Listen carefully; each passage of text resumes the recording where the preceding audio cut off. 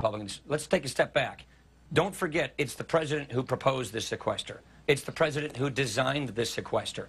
It's the House Republicans who twice passed legislation replacing the sequester with smarter cuts in other areas of government. Okay, the Senate hasn't passed a bill to replace the sequester. The president gave a speech showing that he'd like to replace it, but he hasn't put any details out there. So that is why I conclude I believe it's going to take place. But take a step back. We're here because the president, back in the last session of Congress, refused to cut spending in any place, and therefore we've wound up with the sequester. But Congressman, I've heard you say this, and this has been a talking point for Republicans for a long time. This was the president's idea, on and on and on. But let's look at your own words. What you said right after the law putting this in place was passed in August of 2011. These are your words. You said, what conservatives like me have been fighting for years are statutory caps on spending, literally legal caps in law that say government agencies cannot spend over a set amount of money, and if they breach that amount across the board, sequester comes in to cut that spending. You can't turn it off without a supermajority. We got that into law. Now, it sounds to me like if you weren't taking credit for the idea of the sequester, you were certainly suggesting it was a good idea. So those are the budget caps on discretionary spending. Those occurred. We want those. Everybody wants budget caps. The sequester that we're talking about now was backing up the super committee. Remember, the super committee, in addition to those caps, was supposed to come up with $1.2 trillion in savings. The Republicans on the super committee offered even higher revenues in exchange for spending cuts. As part of that, it was rejected by the president and the Democrats. So no resolution occurred, and therefore the sequester is occurring. And what we've always said is let's cut spending in smarter ways to replace this sequester. We passed 2 bills doing that, and we've heard nothing in response from the Senate Democrats or the president. They haven't passed anything. And the point I'm trying to say is, when you have no budget passing the Senate for 4 years, when the president is going to be about a month late in proposing his budget, there's no leadership on the other side of the aisle, and therefore no agreement. Now wait a minute. 2 points. First of all, actually, House Republicans have not acted in this Congress. You know what you did in the last Congress? Those bills are dead. No, and now that's right. No, in this Congress. So why haven't you even tried to pass it? In December, we passed it again. That's right. Okay, so now we have... Say that again? Well, now we have the Senate Democrats on Friday did come out with a plan to replace these cuts. It's half spending cuts and half tax revenue increases. What do you make of that Democratic plan?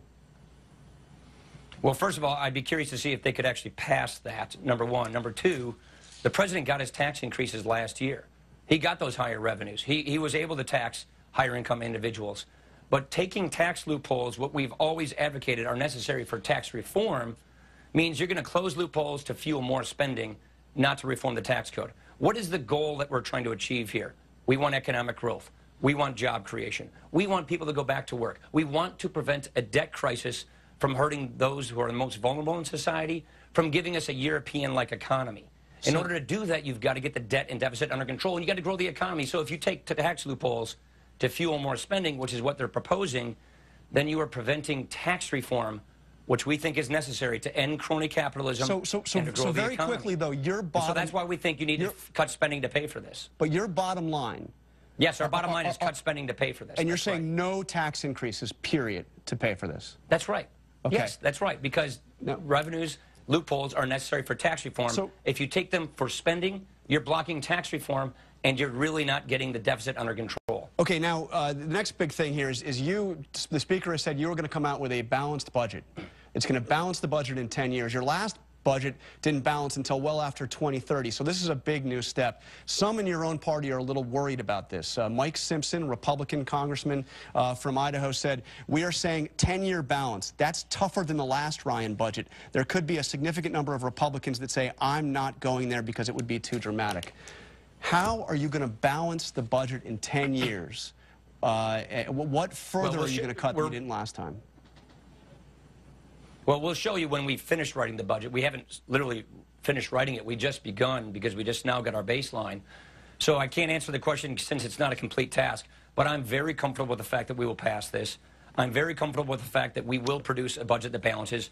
Our last budget balanced. It just balanced a little later. This one will balance on time because we have new numbers to work with from the Congressional Budget Office that I think will make it easier for us to balance. And look, the point also is this. We're producing a budget. We're going to be passing a budget. The Senate hasn't passed a budget for 4 years. The president has never proposed, ever, to ever balance the budget. That's wrong. The reason we want to do this is not simply to make numbers add up. We want to prevent a debt crisis. We want to grow the economy. We want to get people going back to work.